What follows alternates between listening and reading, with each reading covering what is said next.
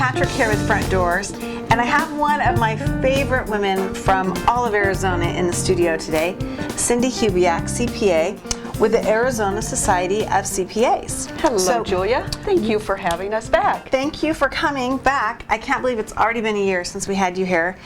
And I think this is one of the most powerful things that we have going on in our state. And the readers of Front Doors have been so engaged in the process of the Working Poor Tax Credit and school tax credits. So we thought, you are the expert. You have the latest and greatest information. We thought we'd have you come back in and talk about what we can look forward to going forward. Well, it is never too early to plan for paying less taxes. Like that. And that's what we're going to talk about today. Here in Arizona, we are really unique, Julia.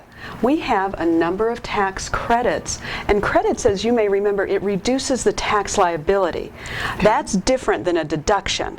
So a tax credit is a lot more valuable to our pocketbooks, which means we can give out more money to the organizations we care about. There is a working poor tax credit that you mentioned, and that's one that is available to individuals in Arizona who itemize their deductions. Okay. And for married people, it's a $400 tax credit if they file jointly. For a single person, it's $200. And there are qualifying organizations who can receive these dollars.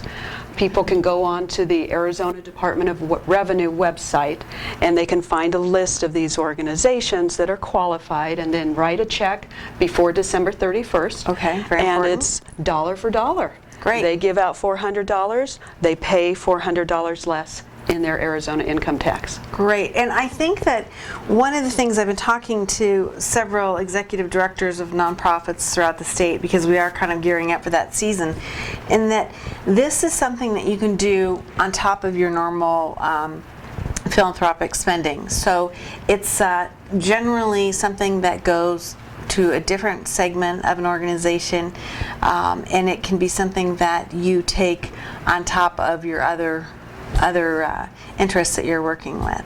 That is so true, and not every organization that people support qualify for this credit. Right. So you and I, we still want to support all of those organizations that are so important to us. We also want to be smart consumers and use our money wisely and help out the community. Right. And that's what this Working Poor tax credit does. Super. Yeah. Well, we are going to, at Front Doors, be talking about this a lot. We have a lot of organizations throughout the state that are involved, and you bring up a great point. Just because you're a 501c3 or a nonprofit doesn't mean that your organization is necessarily going to be a part of this Working Poor tax credit. So you do have to do a little bit of homework and find out if the organization you're choosing to support does have this option open. And I think a lot of organizations understand that, and many of them who are qualified make sure we know. Right. And so they save us time by doing that. Right. They also save us time often by having a direct link on their website that is secure, that we can donate, and make it really easy to do that online. Super, great. Well, it's a great opportunity for us to be talking about this, and the year will be over before we know it. And so I know at Front Doors we'll be working with a lot of our partners to kind of get the word out. But thank you so much for helping shed some light on this. It's really important. Well, thank you and Front Doors. Let's give generously, and help our community. Good words. Good words. Yeah. Thanks.